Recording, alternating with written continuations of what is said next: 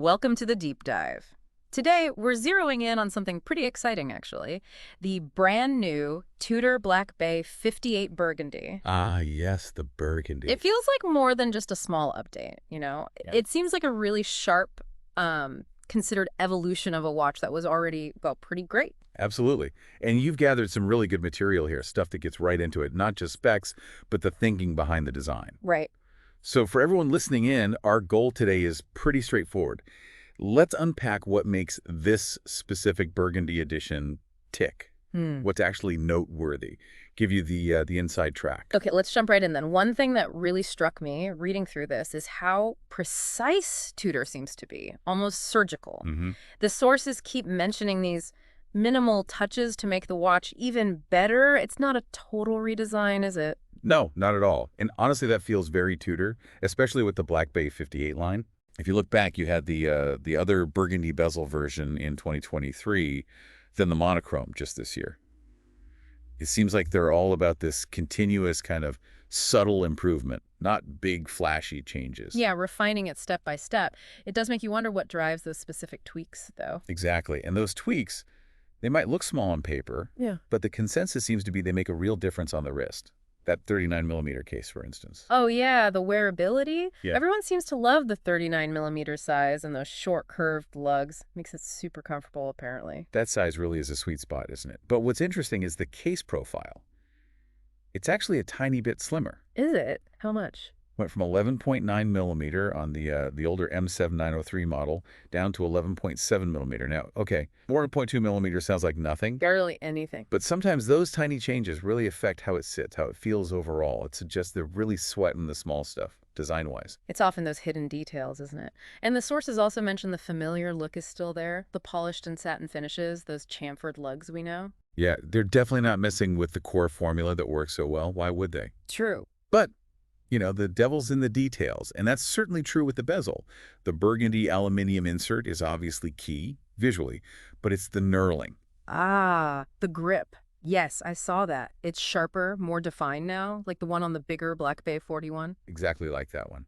And the feedback suggests it's a noticeable improvement. Easier to grip, easier to turn securely.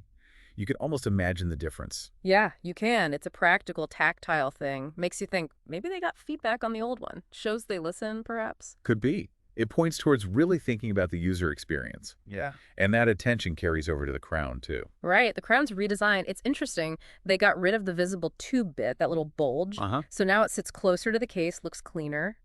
And the fluting, the grip pattern, that's updated too. Again, matching the Black Bay 41. It definitely gives the side profile a smoother, more integrated look. Subtle changes, but they add up. And the Tudor Rose logo is still there on the end, naturally. Of course, can't lose the rose. Okay, so the dial. That's really the main event visually, isn't it? With that rich burgundy color. It sounds gorgeous. Domed, satin brushed finish, silver markings, applied indices with lume. It looks very, well, Black Bay, cohesive. And that consistency is key for the brand, right? Yeah. Plus, you've got the iconic snowflake hands treated with superluminova.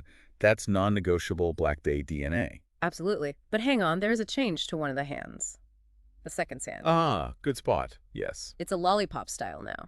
Round lume plot at the tip. that's right. And interestingly, the sources point out another watch in their master chronometer range, the Black Bay Ceramic 41, also has this.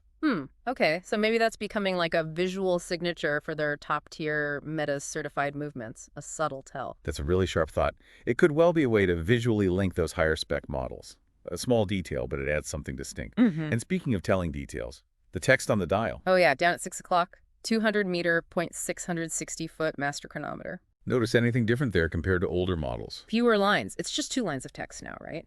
The older COSC ones had 3. That must clean up the look quite a bit. It really does. It makes the bottom half of the dial feel less cluttered, more balanced, and it visually flags that big upgrade hiding inside. The master chronometer certification from METAS. Exactly. Yeah. Which brings us nicely to the engine room, the movement. The manufacturer caliber MT-50400- made by Kinesi. Specs look solid. 70-hour power reserve. 65 hours, actually. Yeah. Still very healthy. And it beats at 28,800 vibrations per hour, 4 hertz. Nice smooth sweep for the seconds hand. 65 hours. Still good. Yeah. And yeah, that METAS Master Chronometer thing. It's a serious step up, isn't it? The testing sounds intense. It really is. The sources lay it out well. It has to pass COSC first, which is already tough. Standard chronometer certification. Right.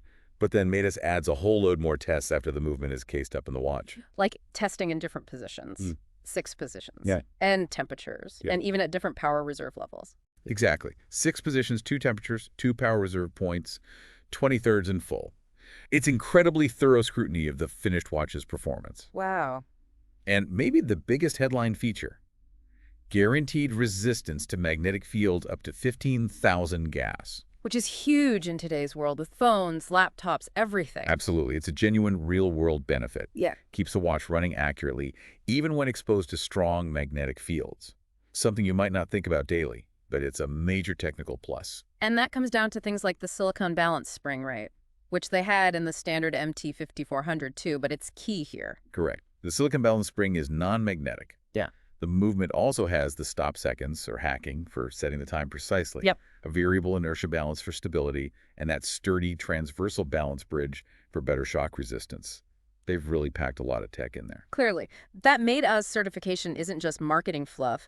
It represents some serious engineering. It's proof of performance. Mm-hmm. Now, how does this impressive machine connect to your wrist? Let's talk bracelets and straps. Okay. The one in the photos has that classic 3-link rivet-style steel bracelet, Tudor shield on the clasp, mostly brushed finish, very Black Bay. The quintessential look for many, but there are other options too. Yeah, a 5-link bracelet, which is maybe a bit dressier, and a rubber strap option too. Correct. But the really key thing, the upgrade across all options. Don't tell me. The T-fit clasp. You got it. The T-fit clasp is now standard on all 3, the 3-link, 5-link, and the rubber. That is fantastic news. That micro adjustment system is brilliant for getting the fit just right, especially when your wrist swells a bit. It's such a practical, user-friendly feature. Shows they're thinking about comfort and daily wear. A small thing that makes a big difference. Totally agree. Okay. So stepping back a bit, Oh, that color, burgundy, the sources mention its significance. yes, the historical connection. It's a nod to an old Tudor prototype, the reference 79900.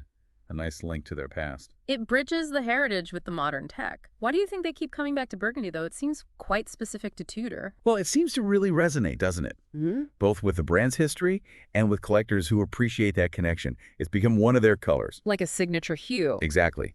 It honors their roots, those early dive watch experiments, while packing in all the modern advancements. So you get this blend, historical nod, METAS-certified movement, all those little design refinements we talked about. Pulls it all together. And the feeling from the sources is pretty clear. It looks great, and apparently it feels exceptional to handle and wear. And if people are wondering about cost, the sources list the prices. It's 4,510 euros on the 3-link steel. 4,620 euros for the 5-link steel. And 4,290 euros on the rubber strap. And importantly, they're available now. You can go find one. So summing up, this Black Bay 58 Burgundy, it's not trying to reinvent the wheel. It's a really smart, technically impressive evolution. Yeah. The upgrades, especially METAS and those subtle design polishes, they just lift an already great watch to another level, really, both in performance and feel. Right. So as we wrap up, here's maybe something to chew on for everyone listening. We see so much focus on brand new revolutionary things all the time. How does this kind of careful evolutionary approach strike you, this refining of a classic? What part of this specific evolution, the high-tech movement, the tweaked bezel feel, maybe just that evocative burgundy color tying back to history, what part grabs you the most?